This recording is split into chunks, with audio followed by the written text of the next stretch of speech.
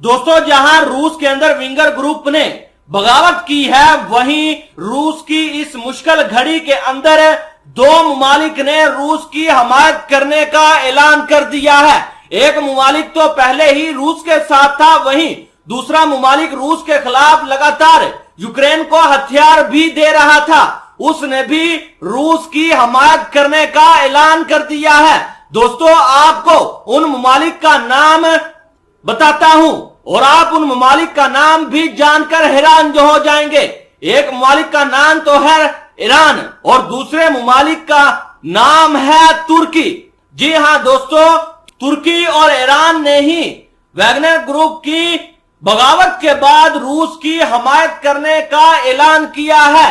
दोस्तों अगर आपको मेरी रिपोर्ट पर यकीन नहीं तो आप अपनी स्क्रीन पर रिपोर्ट द जेरूसलम पोस्ट की देख सकते हैं, जिसके अंदर लिखा है कि ईरान ने रूस में वैगनर ग्रुप की बगावत के दौरान व्लादिमीर पुतिन की हमायत पर जोर दिया। ईरान ने कहा है कि वो रूसी फेडरेशन में कानून की हुक्मरानी की हमायत करता है और वहां की ताजा तरीन पेशरफ्त को रूस का अंदरूनी मामला समझता है।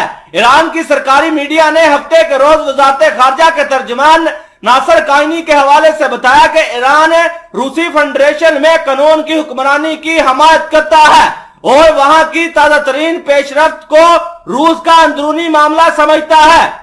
ईरान की सरकारी मीडिया के मुताबिक ईरानी वजारत खारजा हुसैन अमीर अब्दुल्लाहियान ने हफ्ते के रोज अपने रूसी हमनसब के साथ एक कॉल में थे और कहा कि वो पूरे एहतमाद है कि वो रूस मुल्क में मौजूदा हालात से निकलेगा।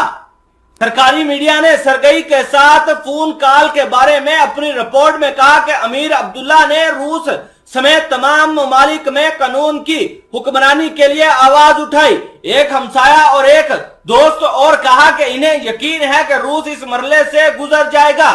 लारोव बेलारूस की सलामती कौंसिल ने हफ्ते के रोज यह भी कहा है कि मुंसलिक रूस का इत्तेहादी रहा है और अंदरूनी तनाज़ात इज्तिमाई मगरिब के लिए एक तोहफा है। इसने ये बयान रूस में वैगनर किराए के फौजी की बगावत के जवाब में जारी किया है।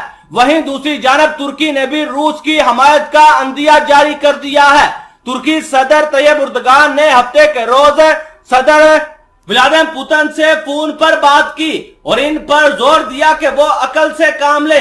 इसमें कहा गया कि दोनों ने रूस में हालिया पेशरफ्त पर तबादला ख्याल किया और उर्दगान ने पुतिन को बताया कि तुर्की सूरत हाल के पुरअमन हल के लिए अपना किरदार अदा करने के लिए तैयार है।